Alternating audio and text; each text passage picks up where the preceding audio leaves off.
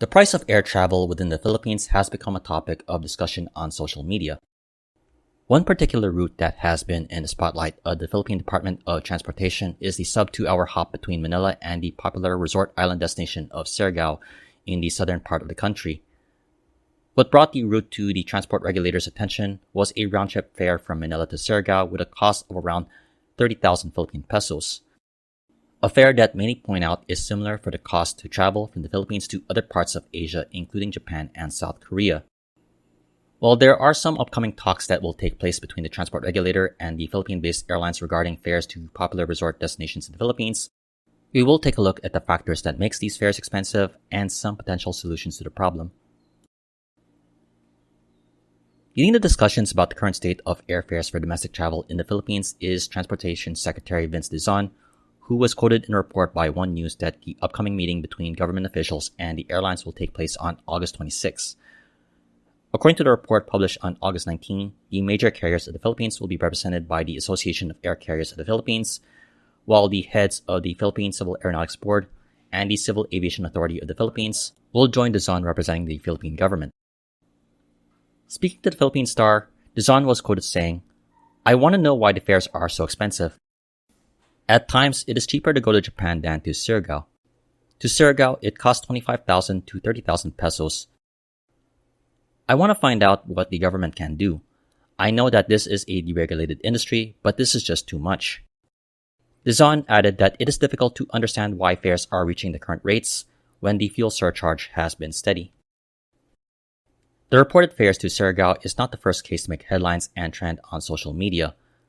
Following complaints of one-way fares to the central Philippine city of Tacloban from Manila as high as 39,000 pesos on Malaysia-based Capital A's online booking platform AirAsia Move, the Transport Department considered suing AirAsia Move, which is separate from the AirAsia carriers, for economic sabotage.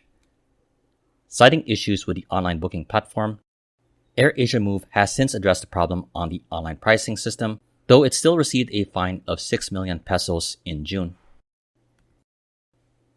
Before the meeting about the 30,000 peso fare to Siargao was reported, a post on X published on July 31st caught my attention. The post cited a round-trip booking on a major airline from Manila to Siargao in early August for a total of around 73,000 pesos. It did draw attention, and as of the writing of this article, it has garnered over 644,000 views, over 9,000 likes, and 233 replies.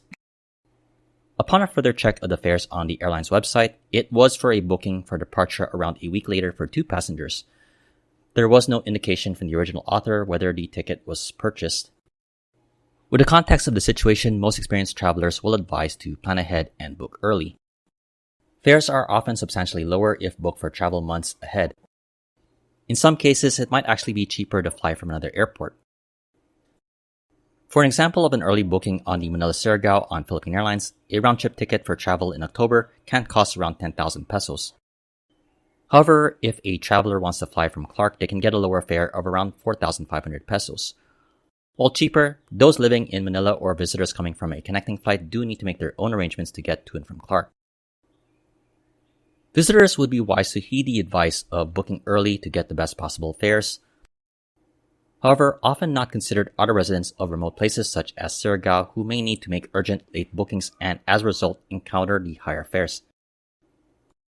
While considered as a paradise by residents and those who visit, it can be a difficult place to get to. Despite the strong demand, the airport facilities are limited. As a result, flights to and from the island are limited.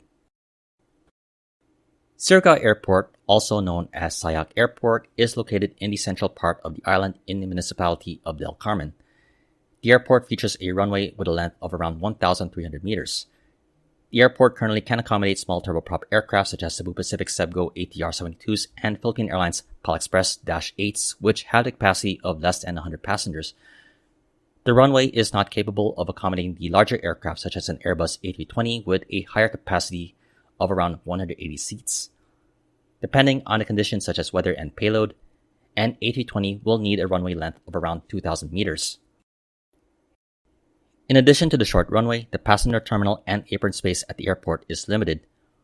Without the equipment for night operations, flights are usually restricted to operate during the daytime. Adding to the limitations on the ground at Siargao's airport, since the flight operations to and from Siargao require Philippine Airlines and Cebu Pacific's turboprop aircraft, it has been affected by the Philippine government's mandate to shift turboprop aircraft operations away from Manila's Ninoy Aquino International Airport. In line with the efforts to help decongest the main hub of Manila and the Philippines, both Philippine Airlines and Cebu Pacific have announced plans to shift flights using turboprop aircraft away from NIA to both Clark and Cebu.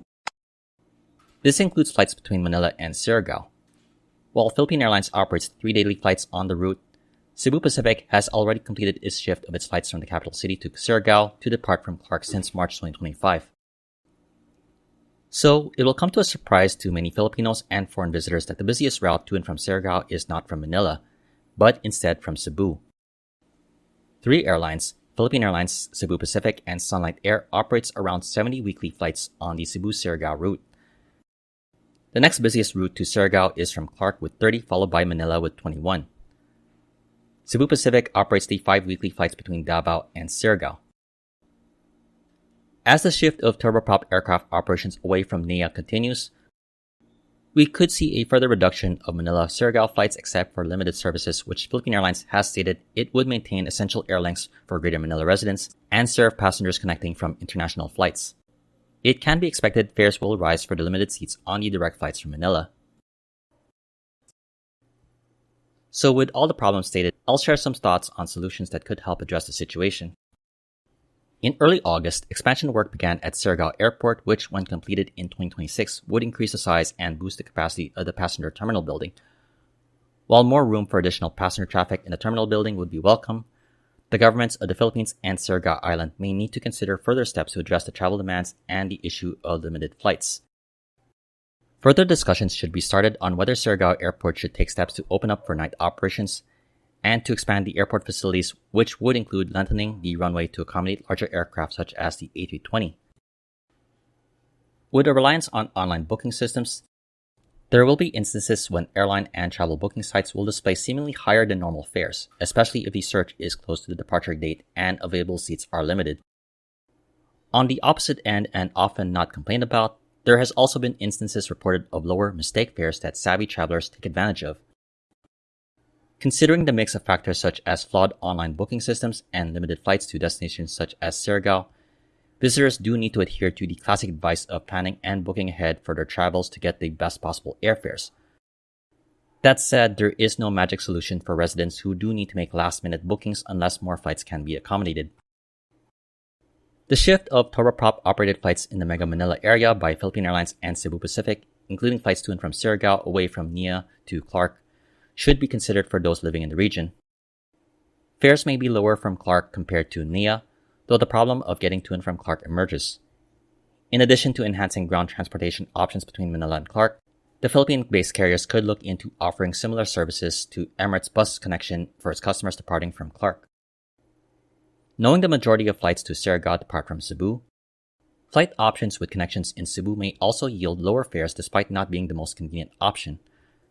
Foreign visitors should also consider entering the Philippines via Cebu if their first intended destination in the Philippines is Siargao. To address the issue of high fares to high-demand destinations with limited flights in the Philippines such as Siargao, there needs to be actions taken by all parties, the governments of the Philippines and Siargao, the airlines, and the traveling public.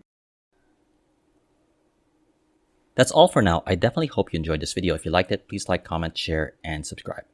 This has been another edition of Flights in Asia, highlighting the news and updates from the aviation and travel scene in the Asia Pacific. Thank you for watching and have a great day.